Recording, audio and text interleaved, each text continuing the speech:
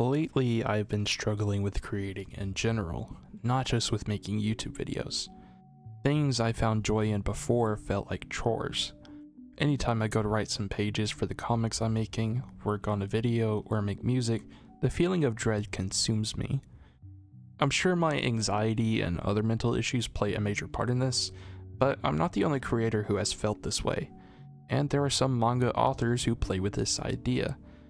I've chosen 3 manga to put in this specific video: Goodbye Eri, Look Back, and Downfall. I'm making this in the hopes of figuring out this burnout, and I often find it easier to collect my own thoughts after seeing others' perspectives. So let's do just that. The first question I want to ask you is, what makes you create?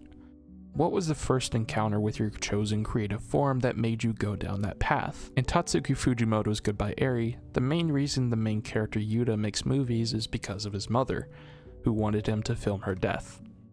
He recorded over 100 hours of footage of his mother, but when the time came, rather than follow his mother's wish, he ran away from the hospital. He still made that movie despite any hard feelings he may have towards the project. Although we never see the very beginning of Fujino's manga journey, we do learn that her main reason for creating manga is the praise she gets for her work. She was considered the best artist in her class until Kiyomoto came along.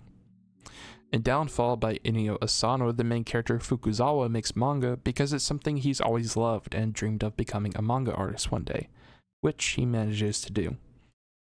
I started making YouTube videos because I had no one to talk to about manga and comics with, so I started to do so with this channel.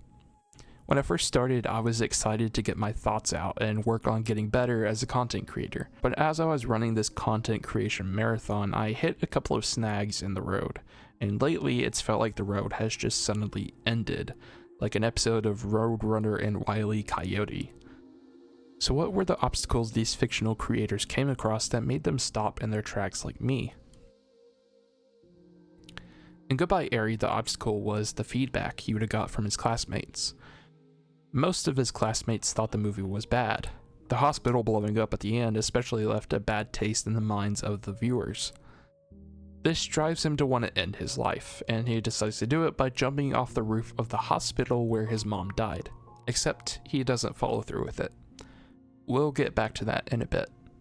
In Look Back, the obstacle Fujino runs into is the comparison between her and a fellow classmate Kiyomoto, who also draws manga for the school newspaper. People in the school praise Kiyomoto's artwork by saying things like it makes Fujino's artwork look normal. Fujino doesn't take kindly to this and works to improve her art, but to her it wasn't enough, so she stops making manga. In Downfall, Fukuzawa had just finished their manga series Goodbye Sunset, a seemingly coming-of-age title that ranked 30th in sales and has a decent-sized following. But that isn't enough for Fukuzawa. You see, he is essentially the Martin Scorsese of the manga world, believing that if a manga isn't original and has some message to tell, then it is a disgrace and isn't manga. Seeing that his manga isn't number 1 or even in the top 10 utterly destroys his drive for creation. He lets go of his assistants, cheats on his wife with prostitutes, and forces himself on his wife, among many other horrible things. He is not the protagonist you want to root for. In fact, he is the complete opposite. I think my burnout for making videos doesn't come from comparison, comments, or striving to be number 1. Rather, it comes from YouTube itself. You see, YouTube has what they call YouTube Studio. It's essentially the hub for your channel, whether it's videos, customization, monetization, etc. As soon as you open it, you're greeted by numbers, green arrows, and red arrows. It tells you the views you've gotten, subscribers, how long people watch, and how people found your content, among many other analytics. I think this is the source of my burnout. The strive to do better with each video to please this algorithm. Also, my channel doesn't get impacted because, whether you like it or not, YouTube is a business, and if you don't do well enough to keep people on the platform, you aren't an asset to them.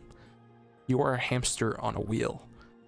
At some point, my passion turned into a job I wanted a break from. How do I solve this? How do I reignite my passion for making videos? Well, let's see what the manga protagonist did. In Downfall, we don't see the exact moment Fukuzawa starts his new manga series, as there is a time skip. We do know that he divorced his wife, continued seeing prostitutes, and accepted his place nowhere near the top 10, but he meets a fan who fills his planet-sized ego. Yuto finds his creative spark through Eri, the only person in his class who liked his movie, and asked him to make another one. Fujino finds that spark after Kimoto reveals that Fujino inspired her to make manga. All three find someone, at least one person, who gets it. Someone who understands their creative vision and wants to see what else they make. So they make their work for that person, and find others along the way. Maybe I needed a reminder that I have just that, and that's all I need to keep making videos.